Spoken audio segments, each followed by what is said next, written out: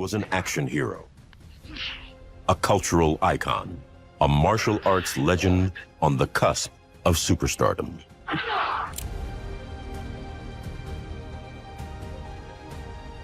The first mixed martial arts fight, and it was Bruce Lee.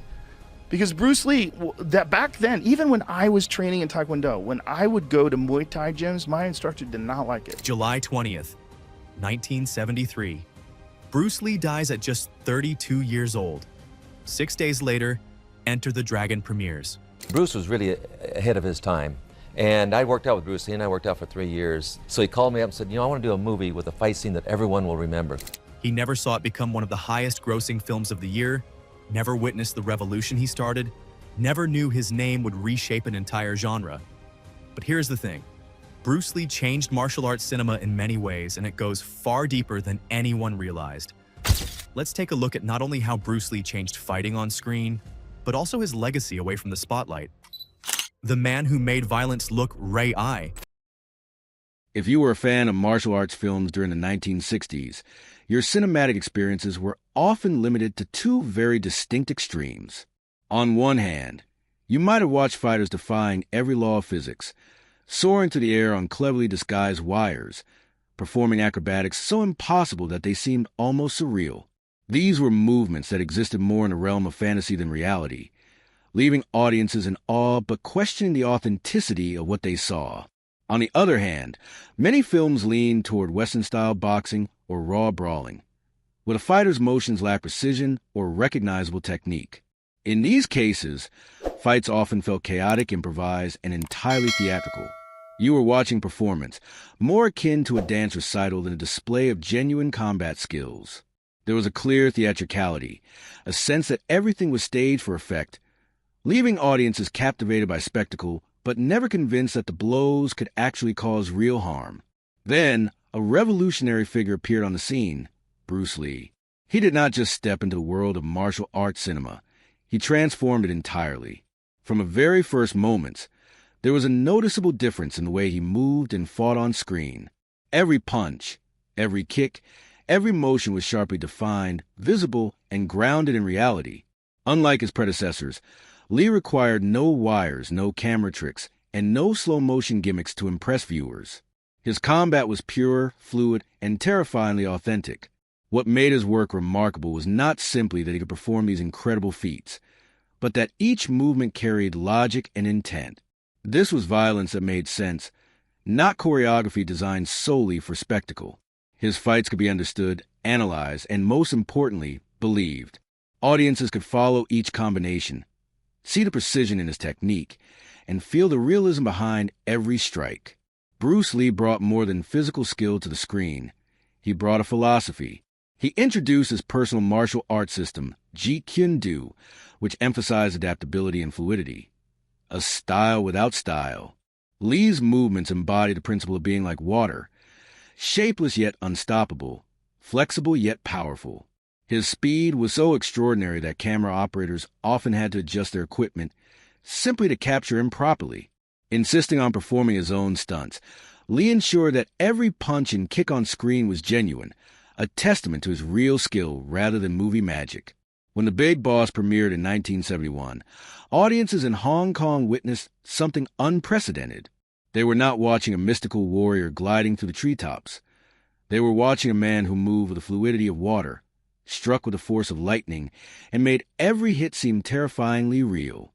But Bruce Lee's innovations were not merely about making fights look authentic. They represented a profound shift in cinematic storytelling. He understood something that Hollywood at the time did not. Authenticity on screen required not just better choreography, but a radical transformation in how combat was conceptualized, presented, and perceived. Lee did not simply want to entertain audiences with flashy moves. He wanted to redefine what martial arts could mean on screen. To understand the full scope of his influence, we must explore his journey. A philosophy professor's son from Hong Kong who challenged an entire industry and reshaped global cinema through skill, vision, and uncompromising authenticity. Lee's story is also a tale of struggle against systemic barriers. In 1966, he landed a role in The Green Hornet as Kato, the crime-fighting chauffeur and martial arts expert. Although the show lasted only one season, Lee's performance left a lasting impression. Viewers could not stop discussing Kato's fight scenes, and critics were captivated by Lee's on-screen charisma. Despite his growing fame, Hollywood offered him no leading roles. The barriers were clear. In 1960s America, Asian actors were confined to narrow, stereotypical roles: villains, servants, comic relief, or background characters. There was no room for heroes, no opportunity for romantic leads, and certainly no path to stardom. Lee faced further challenges when he pitched a television series based on a Shaolin monk wandering the American West, originally named Assam. Although producers expressed interest, the lead role was ultimately given to a white actor in a similar story. Whether the adaptation was inspired by Lee's idea or developed independently, the outcome highlighted Hollywood's reluctance to allow Asian actors to occupy the center stage. It was clear. Martial arts had captured interest, but Asian men were systematically excluded from heroic narratives. This rejection, however, did not deter Lee. Instead, it fueled his determination to return to Hong Kong and build his own cinematic empire. There, he created a series of groundbreaking films that would redefine action cinema forever. The release of The Big Boss in 1971 set new standards, captivating audiences across Asia. Followed by Fist of Fury and Way of the Dragon in 1972, each film shattered records and solidified Lee's status as the biggest star in Asian cinema. While Hollywood lagged behind, America's cultural landscape was shifting.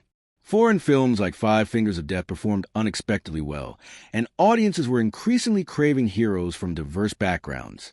Bruce Lee's timing, combined with his unique vision, was perfect for changing the cinematic world forever. Bruce Lee's early Hollywood struggles and the Kung Fu controversy. By the mid-1960s, Bruce Lee was already showing the world that he was not just another martial artist, but a visionary ready to transform cinema. In 1966, he secured the role of Kato, the martial arts-savvy chauffeur on The Green Hornet, an American television series. While Kato's role was technically secondary to the titular hero, Lee's performance quickly stole the spotlight. Viewers were mesmerized by his lightning-fast strikes, graceful movements, and seemingly impossible agility. Critics recognized that there was something extraordinary about this young man from Hong Kong, someone whose combination of charisma, skill, and screen presence set him apart from any other actor of the time. Despite the buzz surrounding Kato, Bruce Lee faced systemic barriers that prevented him from achieving his true potential in Hollywood. In the 1960s, Asian actors were often relegated to background roles or stereotypical depictions. They were rarely afforded the opportunity to portray complex characters or to be heroes in their own right. Villains, servants, comic relief. These were the roles available to Asian actors and nothing more. For Bruce Lee, this meant that regardless of his talent, Hollywood was not yet ready to embrace an Asian leading man. His exceptional skills were celebrated on screen, but the doors to stardom remained firmly closed. Adding to the frustration was the infamous Kung Fu controversy. In the late 1960s, Lee conceptualized a television series that would follow a Shaolin monk named Assam as he wandered through the American West. The project was revolutionary. It aimed to combine authentic martial arts with a compelling narrative, showcasing a fully realized Asian hero at a time when such characters were virtually non-existent in mainstream media. Lee poured his creativity, philosophy, and fighting expertise into the concept. The series caught the attention of producers and initially showed promise. Yet, when the lead role was ultimately given to a white actor, David Carradine, in a different but strikingly similar adaptation called Kung Fu, Lee was left on the sidelines. Hollywood had taken the idea, but not the innovator. This event was both a personal and professional setback, but also highlighted the entrenched biases of the industry. It is important to understand that the barriers Lee faced were not only cultural, but also deeply structural. Hollywood had decades of systemic exclusion in place, and Lee's unique skill set, while extraordinary, did not fit the narrow expectations of what a leading man was supposed to be. His athletic, lean, and functional physique contrasted sharply with the stocky, muscular action heroes that would dominate Western cinema in the decades to follow. Hollywood simply could not reconcile his physicality, martial arts philosophy, and ethnic background with their standard templates of heroism. This was more than discrimination. It was a creative bottleneck, a wall that prevented innovation and authenticity from reaching audiences. However, rather than succumbing to rejection, Lee used these challenges as fuel. He recognized that if Hollywood would not allow him to be the center of the story, he could create his own path. Returning to Hong Kong in 1971 marked a turning point in his career. There, he had the freedom to fully realize his vision, combining unmatched martial arts skill with revolutionary cinematic techniques. His first major Hong Kong film, The Big Boss, shattered expectations. It wasn't just a commercial success. It was a cultural phenomenon. For the first time, audiences could witness a fight that felt real, that carried weight, and that adhered to the philosophy Lee had been honing for years. Every movement, every strike, and every combination had a purpose and clarity that elevated martial arts from spectacle to narrative storytelling. Lee's frustration with Hollywood also shaped his approach to representation. By positioning himself as a leading man in Asia, he set the stage for a redefinition of what a hero could look like. He was not a caricature or supporting sidekick. He was charismatic, intelligent, and morally complex. His fights were not just physical contests, but a visual expression of philosophy and character. The influence of Jeet Kune Do, his own martial arts system, was evident in every frame. Lee's insistence on authenticity and his belief in a style without style became central to how he presented martial arts on screen.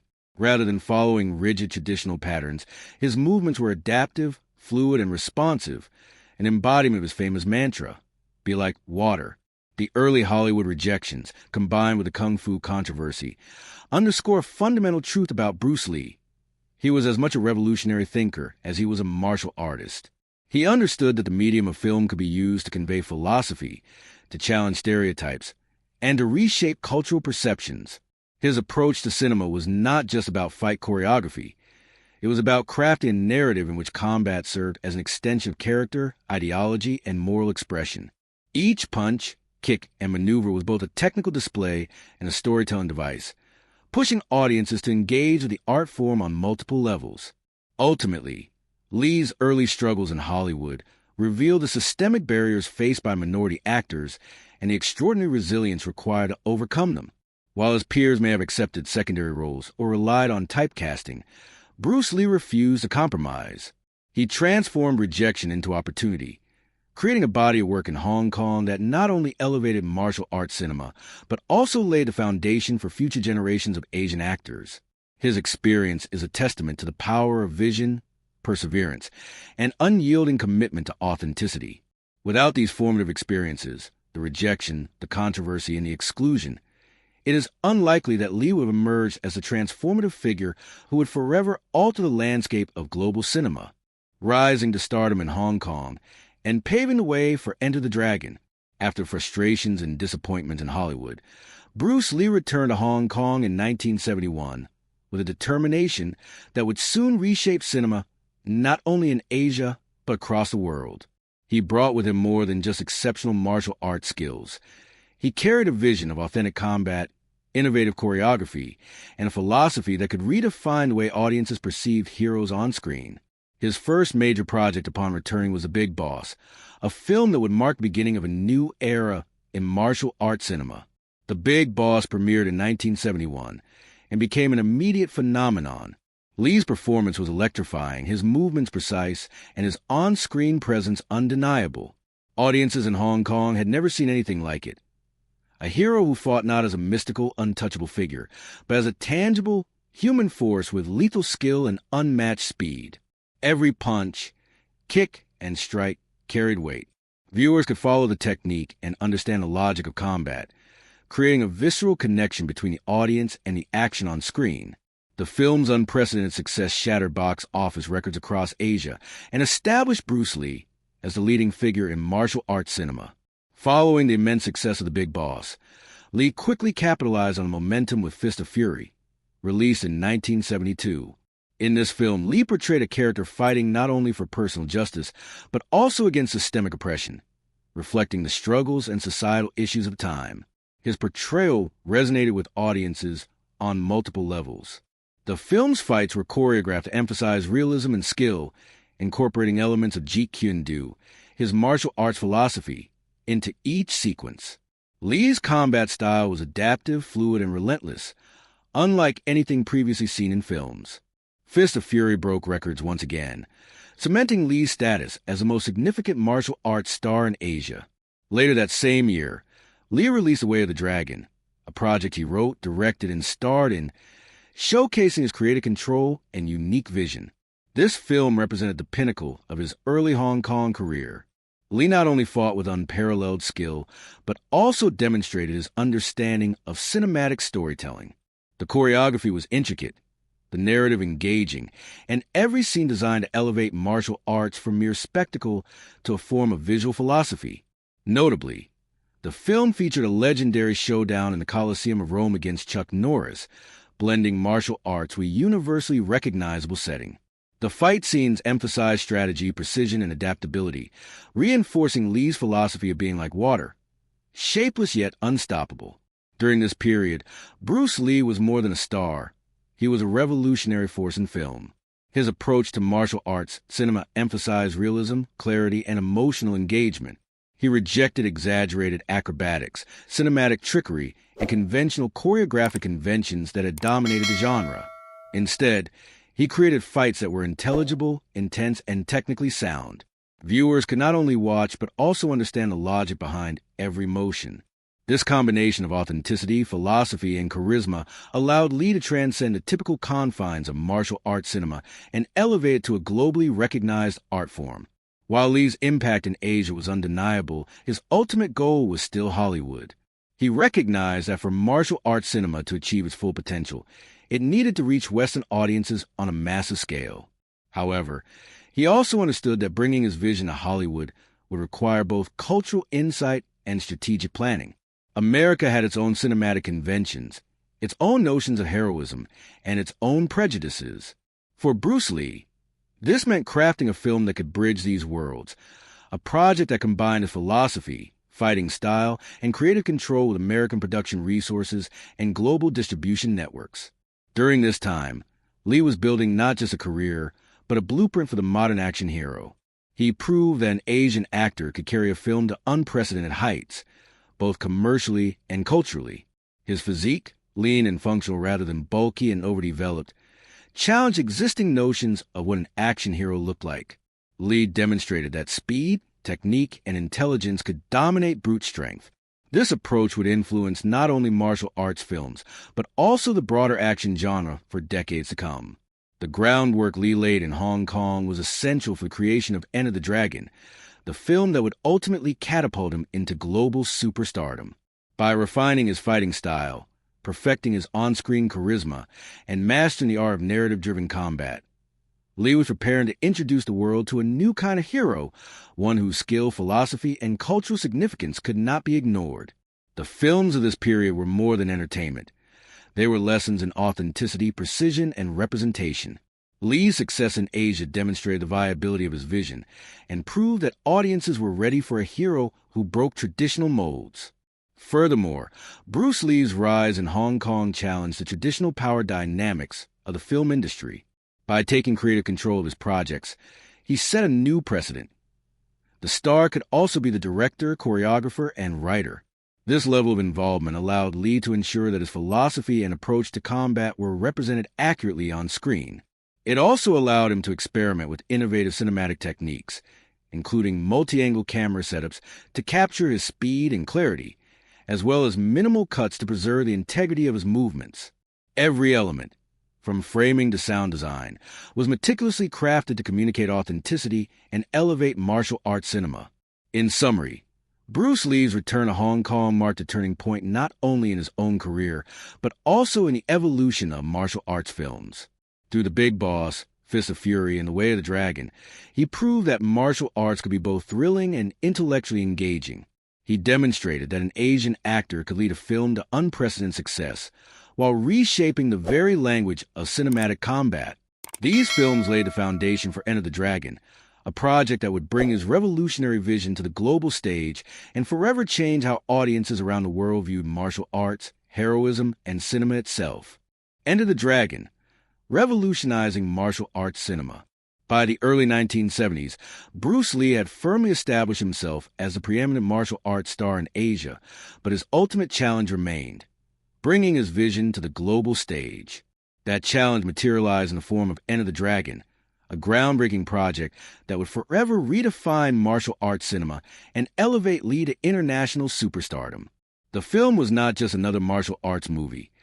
It was a culmination of years of innovation, philosophy, and meticulous planning. Every element, from choreography to casting to cinematography, was designed to showcase Lee's unique approach to combat and storytelling.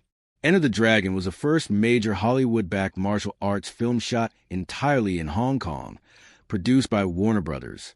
This partnership was unprecedented, offering Lee access to resources, international distribution, and creative freedom that Hollywood had previously denied him.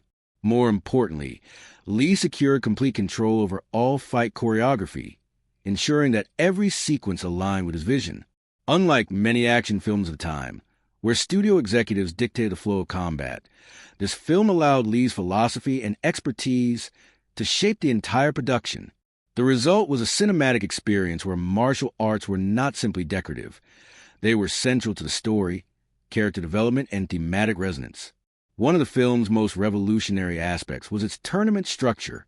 Today, martial arts tournaments are a common trope, but in 1973, this approach was novel. The story centers on an underground fighting competition held on a mysterious island controlled by a criminal mastermind. This framework allowed Lee to showcase a variety of fighting styles, opponents, and escalating challenges, while also providing a narrative through line that maintained audience engagement.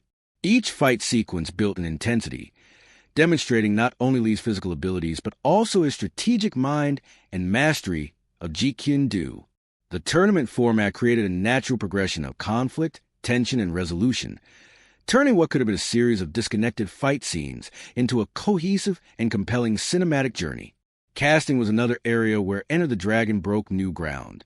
Jim Kelly, a skilled martial artist and actor, played Williams, one of the film's main protagonists. At a time when black actors were often limited to supporting roles or comic relief in Hollywood, Kelly was portrayed as a fully realized character, co-leading alongside Bruce Lee. His presence not only enriched the film's narrative, but also introduced a level of inclusivity that was rare for mainstream cinema in the early 1970s. And there you have it. Bruce Lee didn't just fight on screen. He changed the game forever. From revolutionizing martial arts cinema to breaking Hollywood stereotypes, his speed, skill, and philosophy left a mark that still shapes action films, video games, and pop culture today. He showed the world that heroes come in all forms, and that true power is about precision, adaptability, and heart. The dragon lives on in Bruce Lee's legacy, unstoppable. Like, share, and comment below, what do you think the world would look like if Bruce Lee had 40 more years of brilliance?